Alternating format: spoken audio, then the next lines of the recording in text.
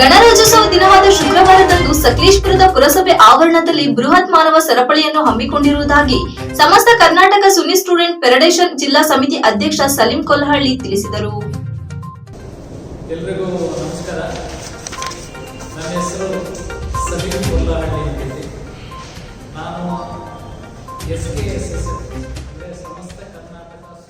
ಪತ್ರಿಕಾಗೋಷ್ಠಿಯಲ್ಲಿ ಬುಧವಾರ ಮಾತನಾಡಿ 2024 ಜನವರಿ 26 ಶುಕ್ರವಾರ ಸಂಜೆ 4 ಗಂಟೆಗೆ ಹಾಸನ ಜಿಲ್ಲಾ SKSSF ವತಿಯಿಂದ ಮಾನವ ಸರಪಳಿ ಕಾರ್ಯಕ್ರಮವನ್ನು ಪುರಸಭೆ ಆವರಣದಲ್ಲಿ ಆಯೋಜಿಸಲಾಗಿದೆ.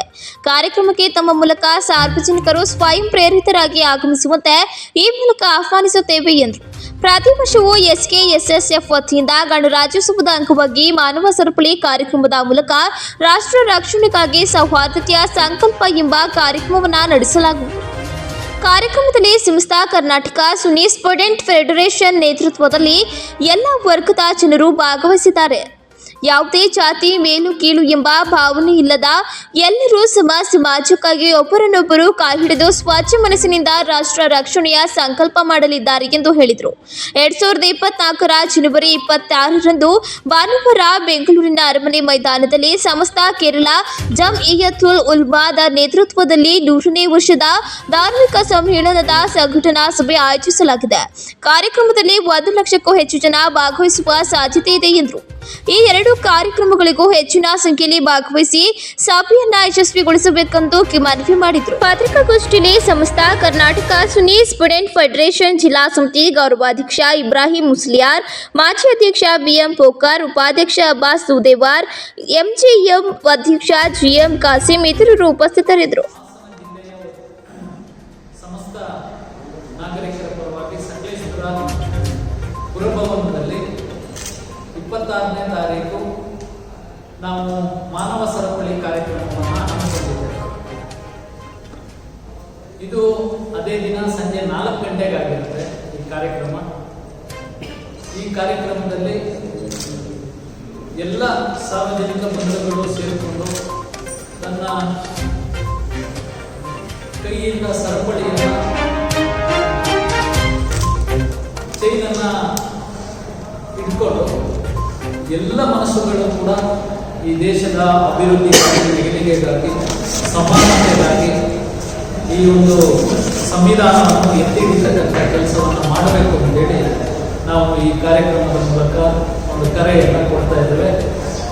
ಆ ಕರೆಯನ್ನು ಇವತ್ತು ತಮ್ಮ ಮೂಲಕ ಜಿಲ್ಲೆಯ ಎಲ್ಲ ನಾಗರಿಕ ಬಂಧುಗಳಿಗೆ ತಲುಪುವಂಥ ಕೆಲಸ ಆಗಲಿ ಅಂತೇಳಿ ನಾವು ಈ ಗೋಷ್ಠಿಯನ್ನು ಮಾಡ್ತಾ ಇದ್ದೇವೆ.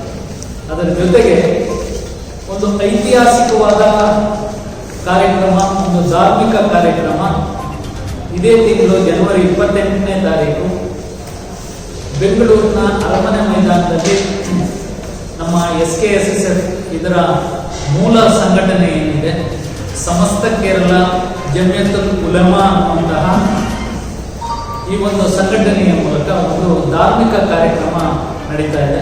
ಅದು ಬೆಂಗಳೂರು ಅರಮನೆ ಮೈದಾನದಲ್ಲಾಗಿರುತ್ತೆ. ಆ ಕಾರ್ಯಕ್ರಮ ನಾನು ಈಗಾಗಲೇ ಹೇಳಿದಾಗೆ ಸಮಸ್ತ ಜಮ್ಇಯತುಲ್ ಉಲಮಾ ಅನ್ನುವಂತಹ ಆ ಸಂಘಟನೆಗೆ 100 ವರ್ಷ ಪೂರ್ಣ ಆಗ್ತಾ ಇದೆ. ಆ 100 ವರ್ಷದ ಸಂಭ್ರಮದ ಕಾರ್ಯಕ್ರಮದ ಒಂದು ಉದ್ಘಾಟನೆಯನ್ನು ಬೆಂಗಳೂರು ಅರಮನೆ ಮೈದಾನದಲ್ಲಿ ಏರ್ಪಡಿಸಲಾಗಿದೆ. ಅದಕ್ಕೆ ಸುಮಾರು 1 ರಿಂದ 1.5 ಲಕ್ಷ ಜನ ಸೇರುವಂತಹ ಒಂದು ಕಾರ್ಯಕ್ರಮ ಆಗಿದೆ. ಆ ಕಾರ್ಯಕ್ರಮದಲ್ಲಿ ಈ ರಾಜ್ಯದ ಮುಖ್ಯಮಂತ್ರಿಗಳು 2012 ಹಾಗೂ 2012 ಲೋಕಾಯುಕ್ತನೆಯಾಗಿ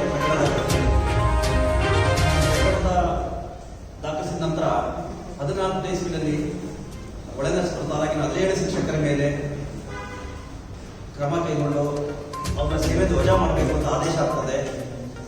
ಆದರೆ 14ನೇ ಇಸ್ವಿನಲ್ಲಿ ಯಾವುದೇ ವಜಾ ವಗೇರಿಗಳು ಏನು ಮಾಡೋದಿಲ್ಲ. ಯಾಕೆಂದ್ರೆ ನಮ್ಮ ಹಾಸನ ಜಿಲ್ಲೆಯಲ್ಲಿ ಸಂವಿಧಾನದ ಕಾನೂನುಗಳು ನಡೆಯೋದಿಲ್ಲ.